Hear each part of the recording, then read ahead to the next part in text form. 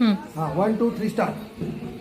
अध्यक्ष महाशय, आदरणीय गुरुजन वर्ग आणि माझ्या बालमित्रांनो, आज टिळक पुण्यतिथी. स्वराज्य हा माझा जन्मसिद्ध हक्क आहे. तो मी मिळवणारच. ही लोकमान्य टिळकांची सिंहगर्जना देशभरात प्रसिद्ध आहे. इंग्रजांना त्रस्त करून सोडणाऱ्या लाल पाल व पाल या त्रिमूर्तीतील बाल म्हणजेच बाळ गंगाधर टिळक. एवढे बोलून मी माझे भाषण संपविते.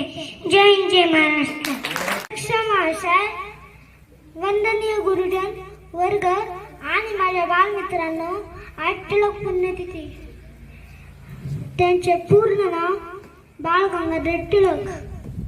त्यांच्या वडिलांचे नाव गंगाधर पंत आणि त्यांच्या आईचे नाव पार्वतीबाई होते. गंगाधर ते महान नेते होते. टिळक ते महान नेते होते. एवढं बोलून मी माझे भाषण संपवतो. जय हिंद, जय महाराष्ट्र. देवाक्षी अश्विन डोके. मी आता दुसरी शिकते.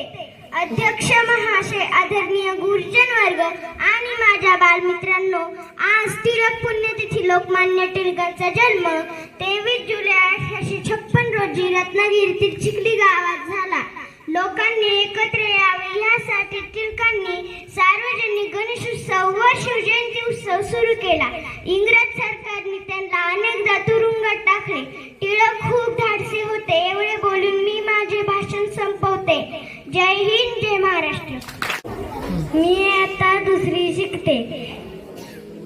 अध्यक्ष महाशय, गुरुजन वर्ग आणि माझ्या बालमित्रांना, आज टिळक पुण्यतिथी.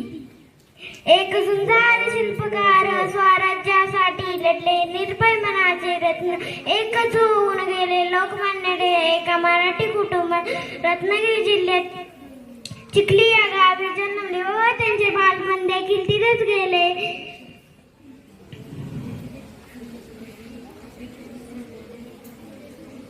लहानपणापासून टिळकांमध्ये देशप्रेमाची भावना निर्माण झाली होती. ते छत्रपती शिवाजी महाराजांना आपले आदर्श मानत असत. एवढे बोलून मी माझ्या भाषण संपवते. जय हिंद, जय महाराष्ट्र.